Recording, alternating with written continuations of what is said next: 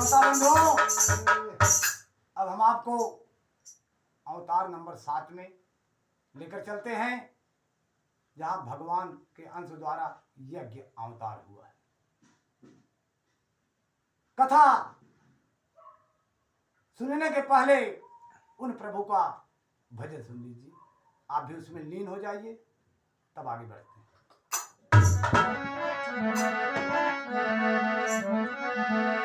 हे जगदाता, संसार के मालिक, हे जगदाता, तू विश्व विधाता हो सारे संसार का, तेरे भक्त गुण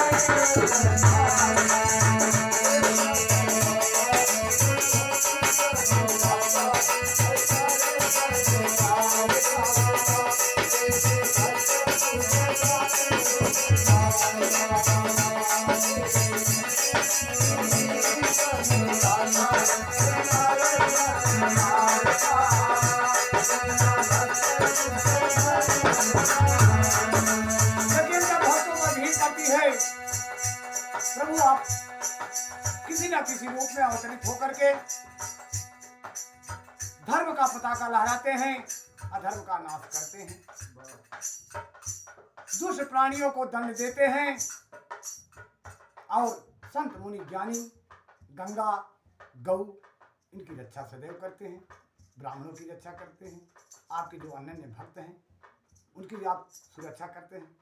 इसलिए अरे जब जब होई धर्म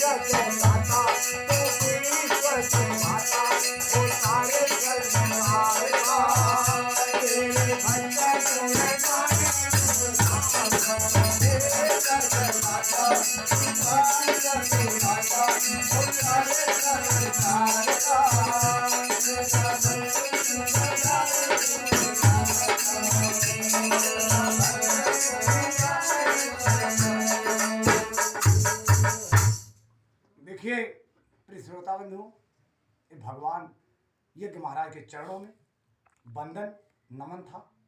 अब आइए हम कथा को आगे लेकर चलते हैं। प्रिय श्रोता बंधुओं सज्जनों, हम आपको भगवान यज्ञ के बारे में बताने जा रहे हैं, ध्यान से सुनिए। सर्वप्रथम हमें यह जानना जरूरी है कि भगवान यज्ञ इस पृथ्वी पर अवतार क्यों लिए। यहाँ रामचरितमानस में भी बाबा गोस्वामी तुलसीदास ने लिखा कि जब जब होई धर्म कई हानि, बाढ़े असुर अधम अभिमानी, तब तब प्रभु धर विविध शरीरा, हरहि कृपा निधि सज्जन पीरा। और उधर श्रीमद् भागवत महापुराण में भी लिखा है, यदा यदा ही धर्मस्य ग्लानिर्भवति भारत, अभ्युत्थानम धर्मस्य तदस्यानम सृजाम्यहम्, परित्राणाय साधूनां विनाशनाय च दुष्कृतम, धर्म संस्थापनार्थाय संभवामि युगे। बात वही होती है प्रिय श्रोता बंधु।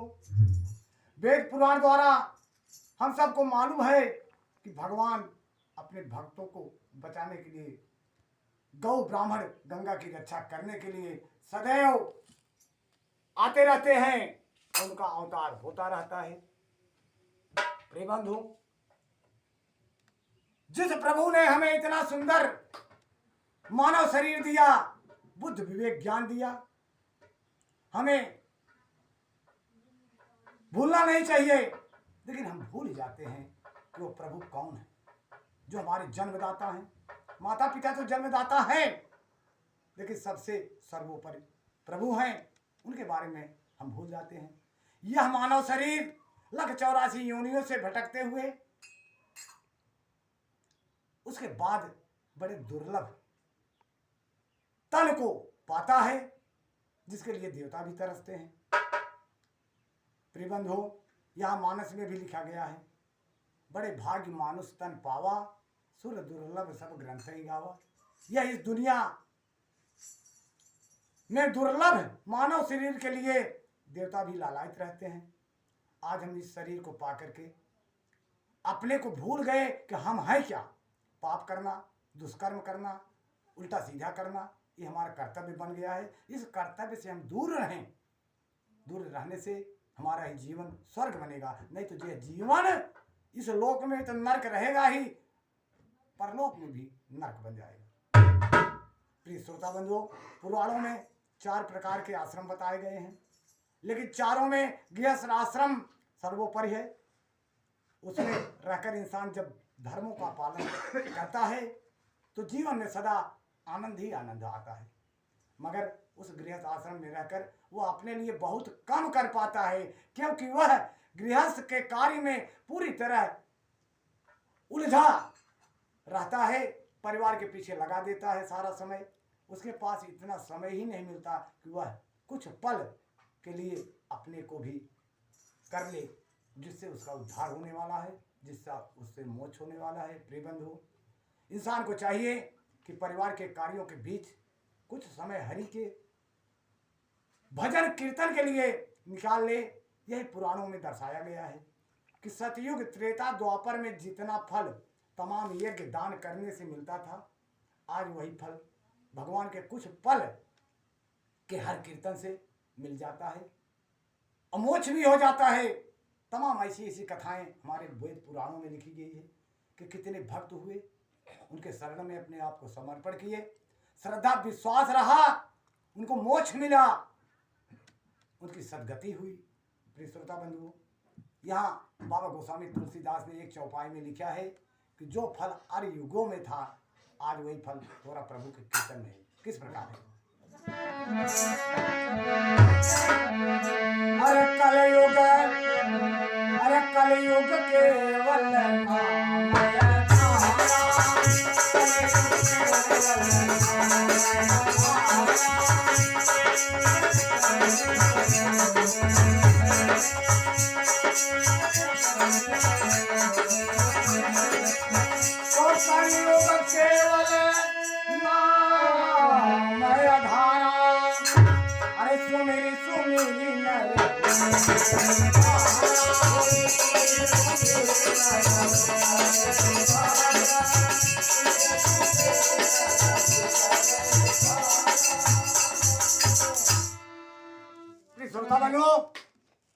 अब आप ध्यान दीजिए।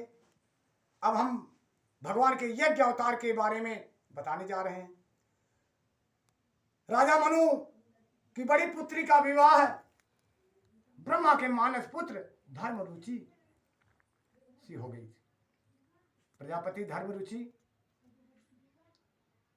भगवान के अनन्य चिंतन के कारण ब्रह्म तेज से सदा संपन्न रहते थे। उन्होंने आपत्ति के गर्भ से पुरुष स्त्री का एक जोड़ा उत्पन्न किया। उनसे जो पुरुष था वह साक्षात विष्णु के अंश से यज्ञ पुरुष हुआ। और तमाम कथाओं को मैं पीछे बता चुका हूं, लेकिन अगली कथा सुनिए। और जो स्त्री थी वह साक्षात लक्ष्मी के अंश से थी, उसका नाम दक्षिणा था।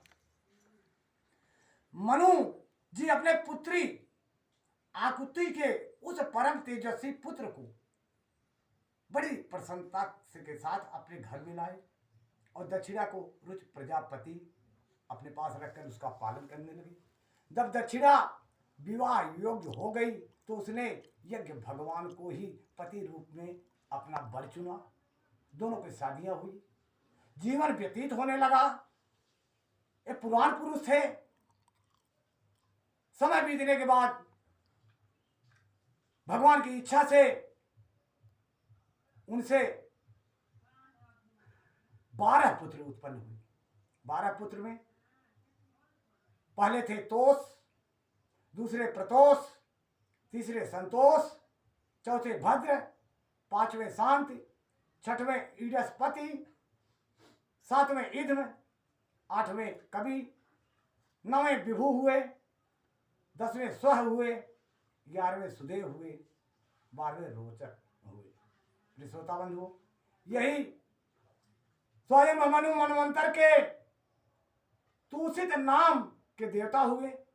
उस मनवंतर में मार्ची आदि सप्त ऋषि थे। भगवान यज्ञ ही देवताओं के अधीश्वर इंद्र हुए।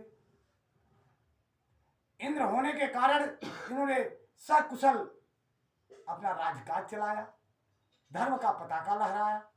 ये पुराणों में विदित है। इनके बारे में हम जितना ही वर्णन करें उतना कम है। अब हम आपको अगले भाग में ले चलते हैं। अवतार नंबर 8 में ऋषभ देव महाराज का अवतार जहां हुआ है। राजा ऋषभ देव, लेकिन वो भगवान के अंशावतार थे। अब अंत में आप एक भजन सुनिए, उसके बाद अगले अवतार में लेकर चलते हैं।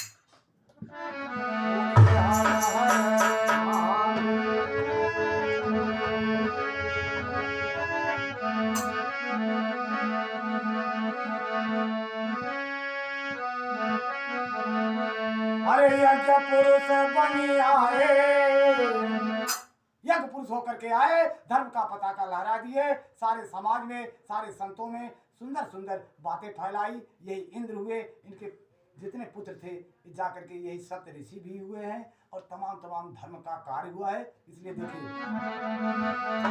यज्ञ पुरुष बनी आए, भगत की राजा बचाए।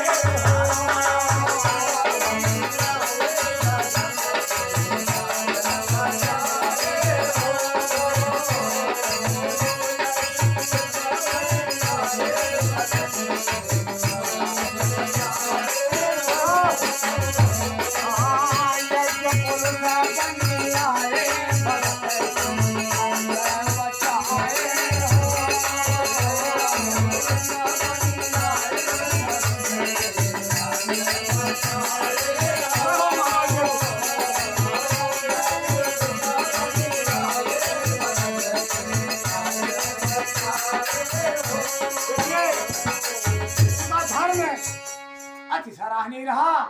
आगे क्या है? अरे धर्म कर्म का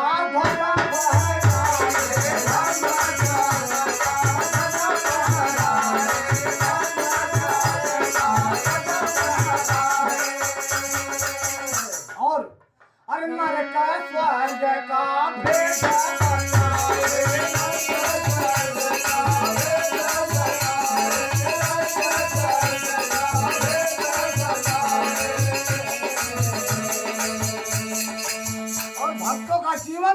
संत मुनि ज्ञानियों का जीवन, ब्राह्मणों का जीवन, गंगा का जीवन और गौ का जीवन कितना सुंदर बनाए। अरे जीवन सरल बनाए, भगत